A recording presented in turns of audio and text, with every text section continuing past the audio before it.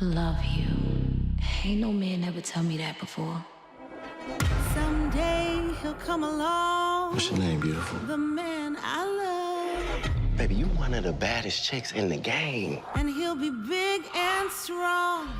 The man I love. Somebody at the club say you be tricking girls. I don't make them do nothing they don't want to do. I'll do my best. Let's make it happen. Make him stay. We'll be working together. Like Bonnie and Clyde. He'll look at me and smile. Take this. And though it seems absurd, I'm dreaming of the man.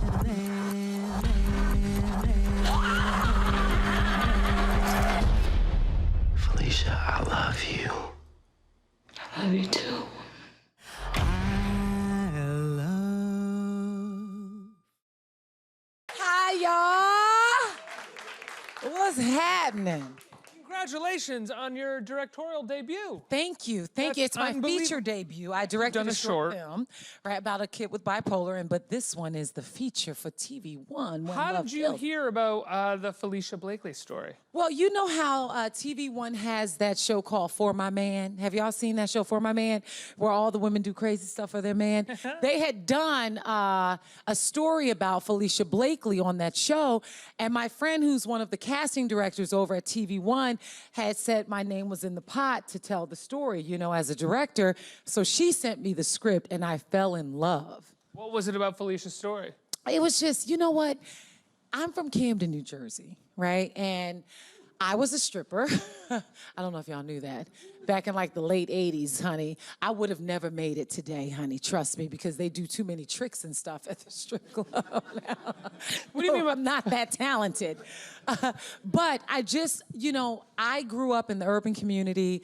I had my experience in the strip clubs. I understand that sometimes it could lead to prostitution, to drugs, to addiction, to pimps, to all that stuff. And I've seen it. You know, everyone can't be as smart as Amber Rose and Black China and make it and spin it into millions of dollars. You know what I mean? If you're really vulnerable and don't really have a real focus and a real, you know your place in this world, you can get caught up in the cycle. And so Falicia got caught up with this guy right here, Lance Gross plays Dino, and he ended up manipulating her mind, and she ended up committing murders, right? So when I look at my life, I say, wow, I remember as a young girl, I had a lot of domestic abuse, I had a lot of experiences, I was at the strip club, but I ended up here talking to you about the movie I directed, but Falicia Blakely ended up in jail serving 3 consecutive life sentences. Dino, none. And Dino, nothing. And I just felt like when people see this story, and maybe it can inspire other young girls like Falicia, or it can inspire fathers or mothers to pay closer attention to their children, because if you don't love your kids, the streets will. And if the streets love your kids more than you, this is what can happen to you possibly. Now, you've been in TV, you've been in movies, you're an acting teacher, you are a feature film director now. I had no idea that you had at one time been a stripper. How long did that last, and what was your breakthrough? When did you stop? It was supporting my stand-up comedy career. I was doing comedy. I didn't have a lot of money. I could barely afford the gas money to get to the comedy clubs to work on my craft. A lot of times people think Kevin Hart didn't just become Kevin Hart. He was working. He was also a stripper? No. But you have to work on your craft. It's like being an actor. You got to pay to go to acting classes. You know, you can't just go and just start acting. You have to invest in it. So I always say the stripping helped support my acting and comedy career. And I was focused. I knew what I wanted. I knew that that wasn't the thing, like my end, that was just helping me get to where I needed to be, so. To help you kind of stand above it, and you know. Well, it just helped put gas in my car and give me some money and, you know, clothes for the comedy club. You know what I'm saying? Like, it just helped support my comedy career, really. So some people are stripping to help support their college fund, right? But mine was strip club. I mean, helping support my comedy. Make sense? What was the first big role you landed? First big role that I landed, actually, it was with Robert Townsend. I was back and forth from LA to Jersey, and you know, had a lot of fears and insecurities, was sleeping in my car. You know, I was actually sleeping at Dave Chappelle's house, you know, because he's a good friend of mine that I did stand-up comedy with. And I remember I was in New York just trying to find myself, and Robert Townsend had a show called Townsend Television. And that was the money that got me to really move back to California. And then after that, Max Muchnick and David Cohan had given me Boston Common. They're the creators of Will and Grace, and so they ended up writing me on the show Boston Common. So that was probably the most successful job that I first got. Had you always wanted to direct? You know, ever since I've been teaching acting at my acting school, TSAW, and that's been over 10 years, I've had that bug in me to want to do it, because when you're working with actors, you're working with their instrument, you're a storyteller, you know, and I just knew I wanted to do it. I didn't know when the opportunity would come, but it's been probably about 10 years that I've been trying to. When you get on set, are you more comfortable working with the actors than you are with the crew? How has it been going from actors to crew? Well, I love people. I'm like a people energy person. So I love going to set. I love the energy from the crew. I love talking to everybody, working with everybody, loving on everybody. It's just such a great vibe. But teaching acting has made me very comfortable working with the actors on set. I guess I would consider myself an actor's director, because I'm very clear and very specific about what it is I need to communicate to them, and what it is, how I need to convey to them what it is I need within the scene. And I thank God for TSAW, you know, that's why I feel like I'm very comfortable in that area. What about with your crew, your DP? How did you get? That's like my homie. Bruce Francis Cole, who is my DP on this, I think he is brilliant. I feel like everyone should look up Bruce Francis Cole. I learned so much from him. We prepped ourselves on our own, outside of just even the studio or the network or anything. And we spent hours and hours, 16 hours a day, just breaking down the script. And now I consider him one of my best friends. And we just got along great. And it was a wonderful, wonderful experience. And I can't wait to do my next job with him, actually. What was your biggest fear going into this? To be honest, I'm insecure. I'm just insecure. Overall, I'm insecure as an actor, even teaching acting all these years. And I feel okay, I know I'm good at it, but for some reason, I still have this insecurity before I have to go in front of a class, go into an audition, go on set. And I'm that girl that's over in the corner praying, Lord Jesus, please work through me. Please help me to do good. But it's still kind of the best part of it, though, isn't it? Yeah. That you still have insecurities and challenges. Oh my God, I'm so insecure. And I remember the first day on set when I had to say, and action. My heart was beating. I thought I was going to have an anxiety attack. I was like, oh God, what's gonna happen? I was freaking out. I was like, oh God, I gotta say action. 1 second, I'm not ready. It took me a minute to pull myself together, and nobody knew that I was really stressing out, And when I first said action, and then they did the scene and I had to go and direct it, I could barely talk. I don't know if the actors knew this, but when you're really nervous and you start stuttering and you're you can't get the words out. I felt like that because I wanted to do a good job. I wanted to do a good job for Falicia Blakely. I wanted to do a good job for TV One, for my executive, Tasha Smith. There were so many people I felt like I wanted to please. And so I was just nervous and insecure, but you'll see what my insecurities created in When Love Kills, the Falicia Blakely story. Did you get comfortable calling action eventually? I did. Eventually, after the third day, I was like, y'all. Action, okay. I was like, I get my little soda. Okay, guys, let me lift my bed. Action. It just got real comfortable. I was good. How much do you feel like you've learned from directors that you've worked with in the past? Oh, a lot, honestly. Lee Daniels, I learned a lot from him. Trusting your instincts, you know what I mean? To me as a director, you have to have this intuition and this instinct. It's almost like you're psychic or you're prophetic, or it's you see things before it happens. You see the way the scene should go. That's how I feel anyway. It's I get these images in my head. It's almost like a movie playing in my head, and I see it and I have to just trust it. There's a scene in the movie where Lance's character Dino plucks Lil Mama's character, Falicia. And as I was like setting up for the scene and we were rehearsing, I just saw this moment where he just had to really challenge her, and she constantly had to overcome because she was constantly in need of love and trying to get him to love her and accept her, and she was working for him although he was so abusive to her, right? And so I whispered in Lance's ear and I said, pluck her after you say such and such. He was like, what? I was like, yeah, just pluck her. And he's like, pluck her? Can we tell her first? I was like, no, I want her real reaction. I want to see what she's really going to do. And he was so terrified. He was like, oh, God, okay. I was like, it's the character. Just trust it. Because I tell the actors, I say, the only thing you have to do when we're on set is just one thing, whatever the hell I say. Okay, so I said, don't forget that, okay? So he's in the scene. She says a line. He plucks her, like plucks her really hard. And she's like...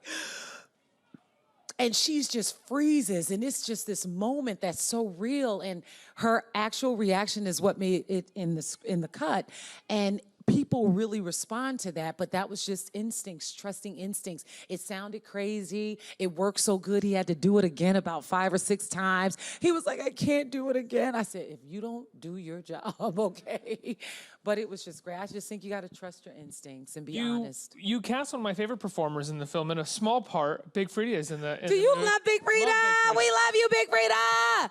I live for my baby, Big Freedia, okay? We were looking for a certain, like, character. The casting director kept sending me stuff, and they were all great actresses, but I felt like, it's still not it. It's still not it.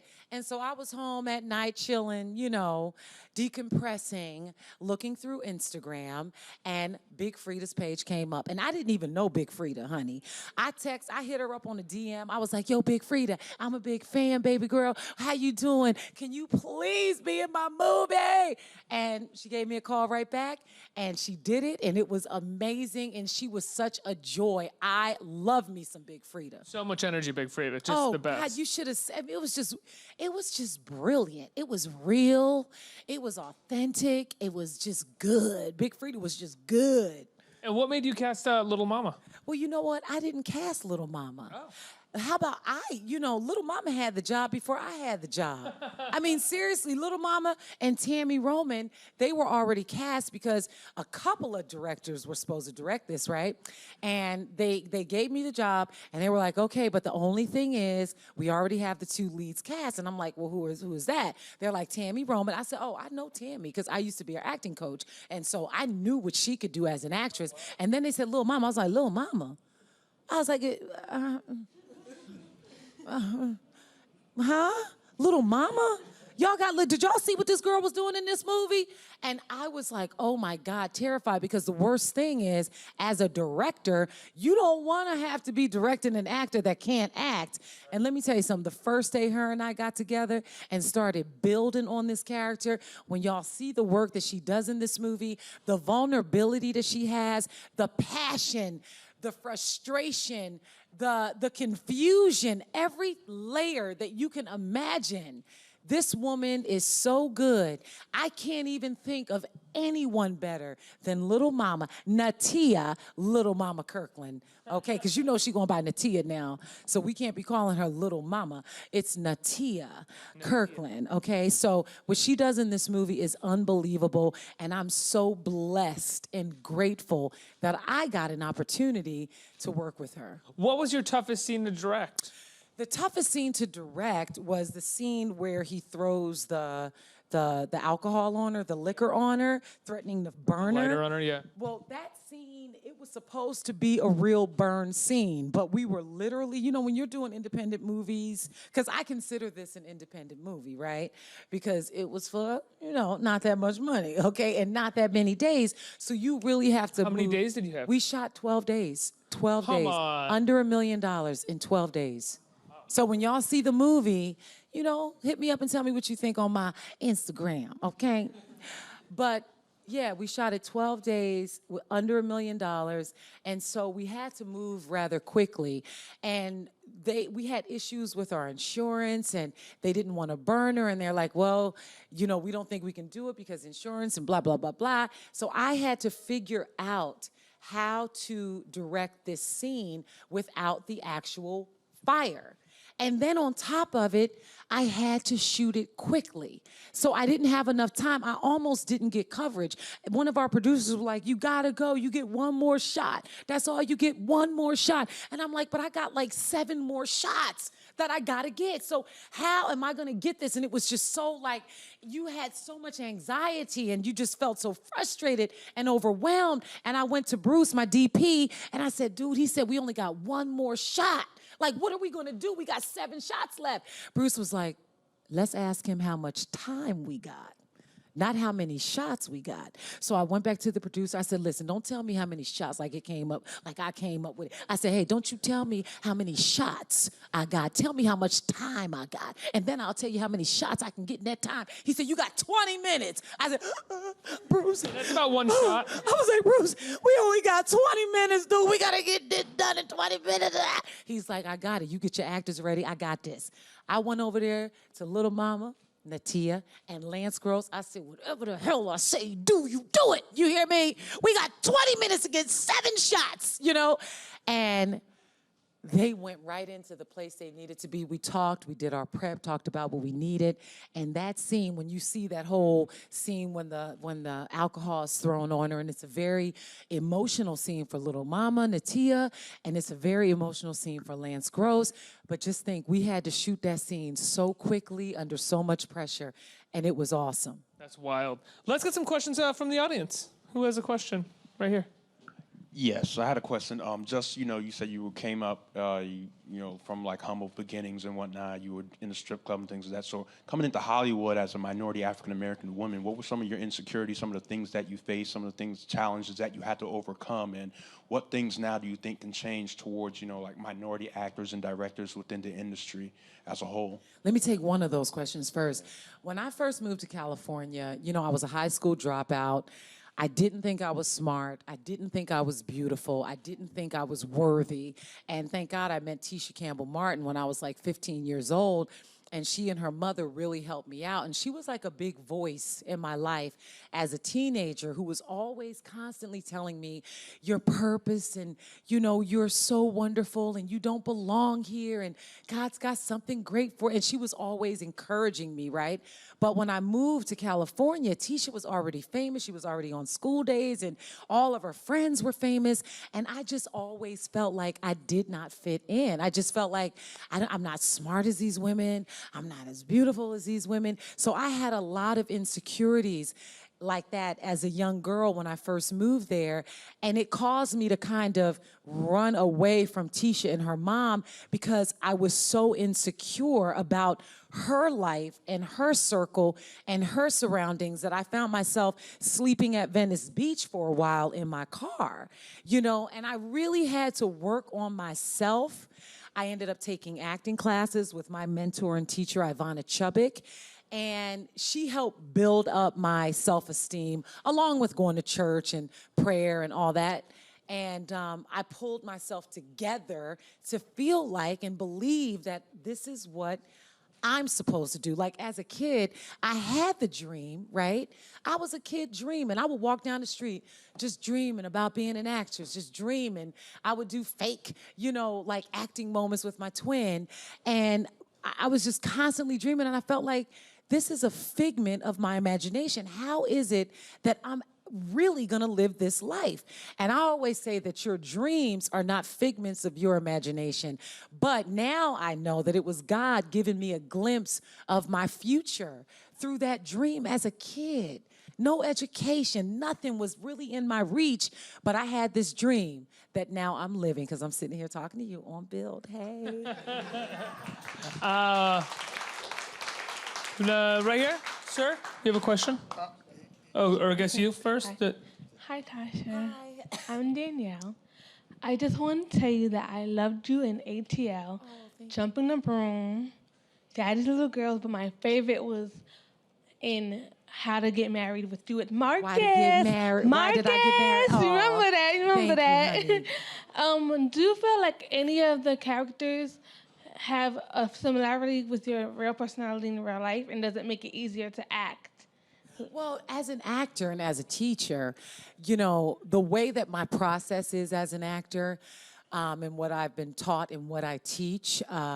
It's all about using what's inside of you to help tell the story. Like, if you have a character that's in need of love, we all can relate to love, to needing love, right? So then you tap into that part. If you have a character that's trying to get her power back, we all have felt like we've been violated and in need of getting our power back. So I just feel that all of them are inside of me somewhere, but it's not who I am, because the circumstances that they live are very different than the ones that I live. I think we have time for one more question right here. Good afternoon, Ms. Smith. Hi. I'm from Jersey. Okay. And the 4 towns we know in Jersey are Patterson, where we're from, Okay. Newark, Yes. Jersey City, Yes. and Camden. No, I'm from Camden. Camden's in the house, okay? Usually when you say that, people be like, oh, wait, watch your wallet. Like, be careful.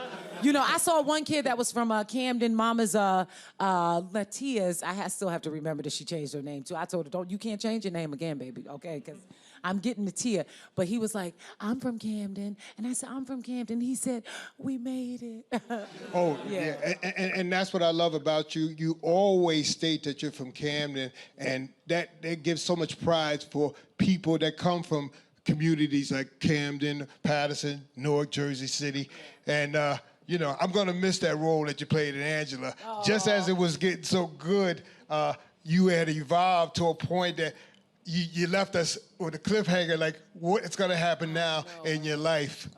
And I know you don't have the, you know, I always wondered if you guys did have the influence to say how this role was going to end, and you know. No, we don't. We never did. We didn't have. I mean, I had a lot of issues with that, but, you know, sometimes you just gotta let something go, you know what I mean? And it's like all good things come to an end. Oh, yeah. And I thank you for that, because even I've been married 26 years, so we had a lot of conversations watching that role. I had a lot of conversations, too, with Mr. Perry. I was like, why you doing this to Angela? I was like, why you got to do this to me? I mean, I was having real issues, and he was like, why are you so mad? I said, because she's, like, been with me for so many years.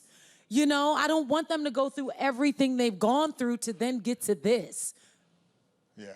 Anyway. Well, I thank you. Thank you, baby. Thank you. And can I say something like, you know, a lot of times, you know, like Camden, New Jersey gave me so much, like so much in life. I mean, being from the hood ain't that bad, y'all.